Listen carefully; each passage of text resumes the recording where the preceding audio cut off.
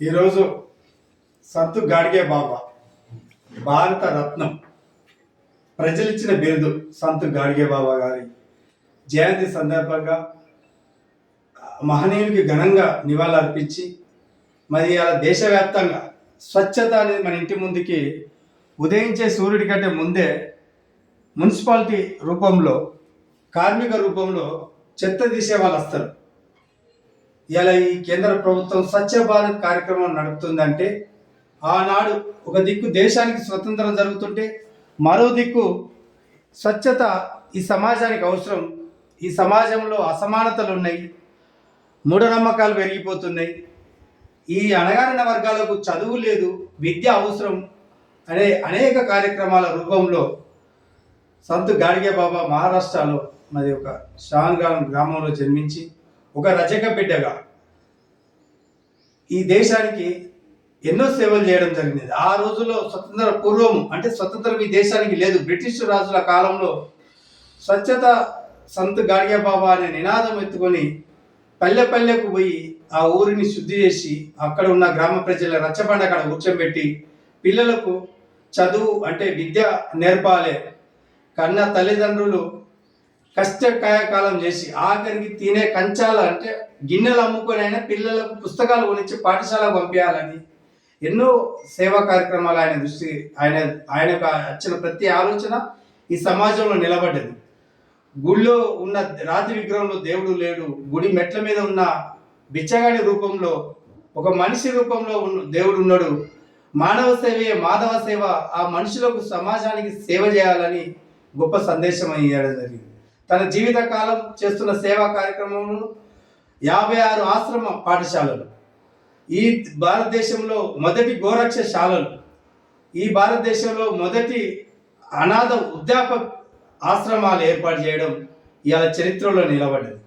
సంత్ గాడ్గే బాబా పేరు కానీ ఆయన యొక్క సేవా కార్యక్రమాలు స్వతంత్ర పోరాటం నడుస్తుంటే గాంధీ తాత స్వతంత్ర పోరాటం చేస్తుంటే సంత్ గాడ్గే బాబా పేరు వినబడుతుంది. ఈ ఆశ్రమం గాడ్గే బాబా కట్టిండని ప్రజలు అంటున్నారని ఎక్కడ ఈ గాడ్గే బాబాని గాడ్గే బాబా దగ్గరికి రావడం జరిగింది. గాంధీ గారు ఈ దేశ స్వతంత్ర యోధుడు గాంధీ తాత కూడా గాడ్గే బాబా దగ్గరికి వచ్చి గాడ్గే బాబా మీది ఏ ఊరి పోయినా మీ పేరు వినబడుతుంది, మీ సేవా కార్యక్రమాలు కనబడుతున్నాయి, మరి మీకు ఉన్న ఆస్తులు ఎంత అని అడిగాడు.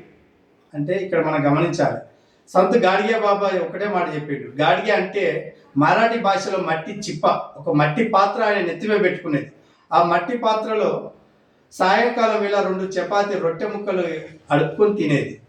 పొద్దాక ఆ ఊరికి పనిచేసేది. ఆ ఊర్లో ఉన్న మురికి కాలువలు కానీ ఆ ఊర్లో ఉన్న చెత్త చెదారం అంతా శుద్ధి చేసి సాయంకాలం రచ్చబండ కాడ ఆ ప్రజలు కూర్చోబెట్టి విద్య నేర్చుకోవాలి, దేవుణ్ణి నమ్మద్దు, మూఢనమ్మకాలు మనకు లేవు, మనం ఆరోగ్యంగా ఉంటేనే మనం అణగారిన వర్గాలకు అభివృద్ధి జరుగుతుంది, చదివే ప్రధానమని అనేక కార్యక్రమాలు చేస్తున్న సందర్భంలో ఆ మొదటి పాఠశాలలు కానీ గోరక్షశాలలు కానీ అనాథ ఆశ్రమాలు కానీ ఆయన చేసిన సేవలో ఆ గ్రామ ప్రజలు తలా 10 రూపాయలు 20 రూపాయలు వేసుకొని ఏర్పాటు చేయడం జరిగింది.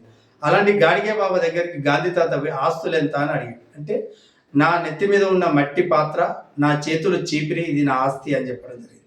ఇది చరిత్రలో ఉంది. కానీ దేశంలో ఈ భారతదేశంలో ఈ దేశంలో ప్రధానులు కానీ ఈ రాష్ట్రంలో ముఖ్యమంత్రులు కానీ అగ్రకుల ఆధిపత్య దోపిడీ వ్యవస్థలో ఈ రాజ్యం బందీ అయి ఉన్నది. మరి మహనీయులు సంత్ గాడ్గే బాబా ఆ గతంలో కంటే మహాత్మా జ్యోతిరావు పూలే, అప్పుడు ఆయన భార్య మహాత్మా సావిత్రిబాయి పూలే, ఆ తర్వాత భారత రాజ్యాంగ సిద్ధాంతకర్త మా బాబాసాహెబ్ అంబేద్కర్, ఈ మహనీయులు సంత్ గాడ్గే బాబా, చాకలి ఐలమ్మ, ఈ మహనీయుల చరిత్రలను ఈ అణగారిన వర్గాల కోసం ఉద్యమాలు చేసిన మహనీయుల చరిత్రను బయటికి తీసుకురాకుండా ఇలా స్వచ్ఛ భారత్ అని మన ఊరికి వస్తుంది కదా, ఇది చరిత్రలో ఈ వేదిక ద్వారా గౌరవ దేశ ప్రధానికి మరొకసారి గుర్తు చేస్తున్నాం. స్వచ్ఛ భారత్ సంత్ గాడ్గే బాబా నినాదం పెట్టండి పాట. మీరు గాంధీ తాత బొమ్మ పెడుతున్నారు ఆ స్వచ్ఛ భారత్ కార్యక్రమానికి. గాంధీ తాతకు స్వచ్ఛ భారత్కు సంబంధమే లేదు, ఇది చరిత్రలో ఉంది. సంత్ గాడ్గే బాబా చేస్తున్న సేవా కార్యక్రమాల కాడికి గాంధీ తాత పోయి తెలుసుకున్నాడు. ప్రజలు అంటుంటే గాంధీ తాత వేడు. కాబట్టి ఇప్పటికైనా గౌరవ దేశ ప్రధాని నరేంద్ర మోడీ గారు చరిత్ర తెలుసుకొని స్వచ్ఛ భారత్కు సంత్ గాడిగే బాబా పేరు పెట్టాలి, ఆయన బొమ్మ పెట్టాలి.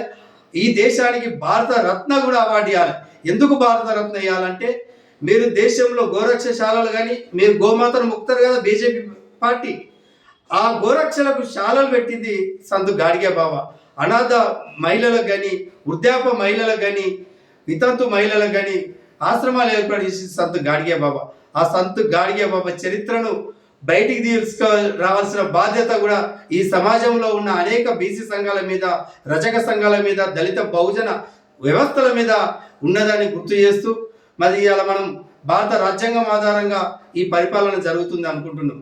భారత రాజ్యాంగ మరి రూపకర్త బాబాసాహెబ్ అంబేద్కర్ మరి ఈ దేశమే కాదు ప్రపంచ దేశాల విద్య నేర్చిన గొప్ప మహనీయుడు. ఆ మహనీయుడే గాడిగే బాబాను నా గురువుగా ప్రకటించుకున్నాడు.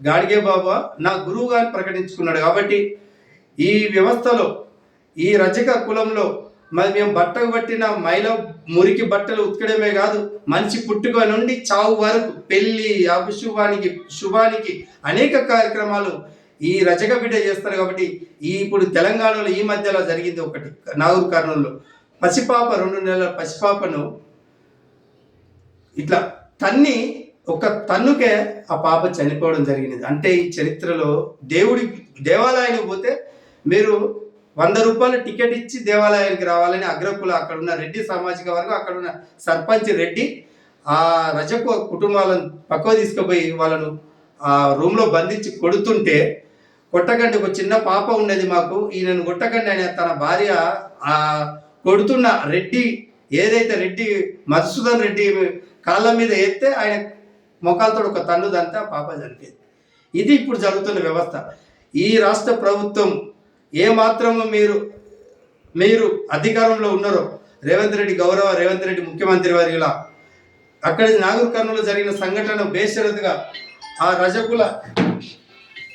రజకులకు జరిగిన అన్యాయాన్ని, అక్కడ చేసిన రెడ్డి సమాజం ఏదైతే దాడి చేసిలో వాళ్ళను బేషరతుగా శిక్ష పడేలా చట్టపరమైన చర్యలు తీసుకోవాలని డిమాండ్ చేస్తూ నాకు ఈ అవకాశం ఇచ్చిన అందరికి ఉద్యమం. నేను చాపర్తి కుమార్ గాడిగే, రజక రిజర్వేషన్ పరిషత్ సమితి రాష్ట్ర అధ్యక్షులుగా, మహాత్మా జనాధికార సమితి అధ్యక్షులుగా, ఈ తెలంగాణకు బీసీలకు రాజ్యాధికారం ఆత్మగౌరవ నినాదం అంటూ సైకిల్ యాత్ర చేయడం జరిగింది, పాదయాత్ర చేయడం జరిగింది. కామారెడ్డి బీసీ డిక్లరేషన్ కోసం 42 రోజులు, ఏదైతే 42% కాంగ్రెస్ ప్రభుత్వం మేనిఫెస్టోలో పెట్టిన అంశం కోసం 17 రోజులు ఆమరణ నిరాహార దీక్ష చేయడం. అసలు మరి రాజ్యాధికారం చెప్పుకోవా?